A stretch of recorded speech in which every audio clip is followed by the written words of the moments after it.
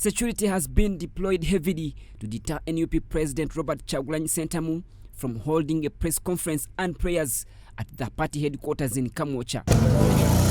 Men in uniform spent most of the day in running battles with the party supporters, and several supporters have been arrested and taken to Kira Road Police Station where they have been detained.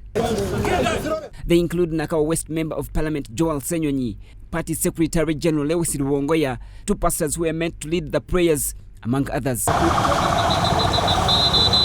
Prior to his arrest, NUP spokesperson Joel Ssenyonyi was seen seeking clarity from the head of deployment, only for his plea to fall on deaf ears. You've seen we've tried to engage the leadership of the UPDF, of police, and so those who are here, the commanders, to say, talk to us. What is the issue? We are not rebels, you know. We are citizens, we are leaders.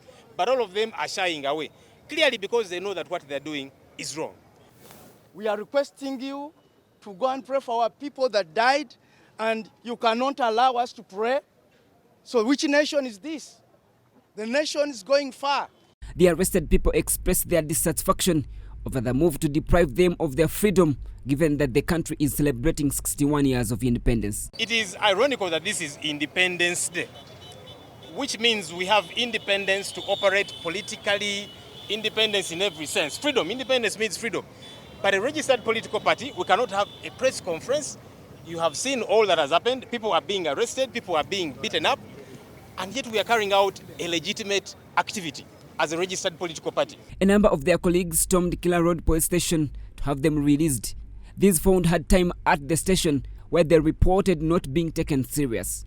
They are being forced to make a statement on a camera, and they want to take their photos, but they are still insisting that they will not make such a statement when their lawyers are not there. They are legal counsel. Eventually they told me that these people are making a statement, yet they can't reveal the offenses, and that I should come back here at 4 p.m. That's when they will be able to address me. And it looks like they are waiting for orders from someone to tell them, okay, now give them. So that means somebody is commanding this from somewhere, not even near here. Some of the lawyers who were allowed to access the suspects told journalists that police wanted to make suspects record statements on camera, as well as taking their fingerprints, which was objected. As well, we are objecting to the approach by police of requiring them to have them take fingerprints.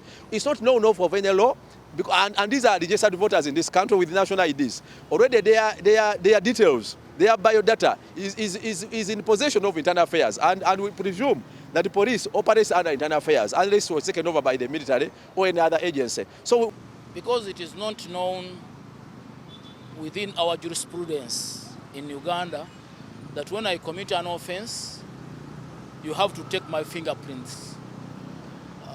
The profiling of suspects, we need to be enlightened that it also includes taking the fingerprints and taking the photographs.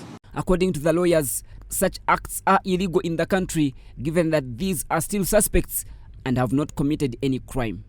As far as we are concerned, and with the current regime, this can easily be used with the international police, and you can easily be indicated as a convict. So that is one of the reasons, because they are just suspects.